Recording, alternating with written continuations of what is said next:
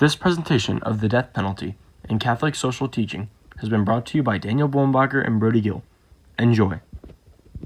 The death penalty has been around since the beginning of human civilization and was commonly accepted as the highest form of punishment. Forms of death penalty have ranged from hangings to guillotines and also lethal injections, etc.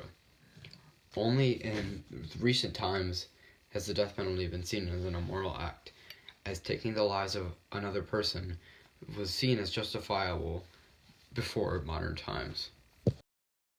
Since death is often thought of as something negative, many people wonder why it is still allowed in America. Here's some arguments for the death penalty supporters.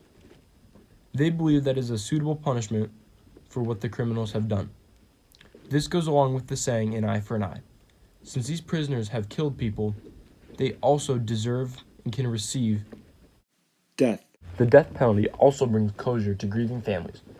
When someone is killed, their family is very shaken up. The death of the prisoner that killed their family member represents moving on. It is easier for the family to continue on with their lives with the prisoner dead. The death penalty is also cheaper and debatably more humane than letting a prisoner live. About $150,000 is spent on every prisoner every year. Killing that prisoner would eliminate this huge cost.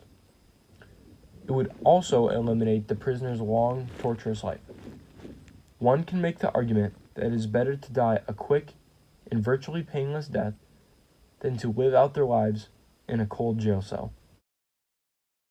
In recent years, the death penalty has begun to be banned in 20 states, plus Puerto Rico and the District of Columbia. There are 5 ways of legal execution that are still allowed in the United States. These 5 ways are lethal injection, electrocution, lethal gas, hanging, and the least common firing squad, which is actually only allowed in one state, which is Utah. The 3 main reasons the Catholic social teachings would teach against the death penalty are that it violates the life and dignity of the human person, it is not an act of caring for God's creation, and it takes away the right to participate in the community. First idea of Catholic social teaching that goes against the death penalty is the life and dignity of the human person. This is everyone's right to life, but this does not account for any actions or characteristics of that person. No matter what they have done, no matter who they are, they deserve life. God has given their life dignity, so they should be able to keep it. This relates very directly to the death penalty, and the reason is obvious. The death penalty takes away the lives of the prisoners. Although they are criminals, no one deserves death. To keep their dignity, they need to be treated like humans and treated with life. Another reason the death penalty can be seen as wrong in the eyes of the CST is that it violates the care for God's creation theme. So this theme says that essentially humans should take care of both the environment and others. God made this world for us, and it is our role to take care of it. This does not just mean taking care of the environment, but it also means taking care of one another. How would this connect to the death penalty? Well, taking the life of someone is not caring for God's creation. In fact, it is the complete opposite. Although the criminal may have committed a terrible crime, such as mass murder, taking away their life is still a violation of God's creation. Yes, they have committed a terrible atrocity.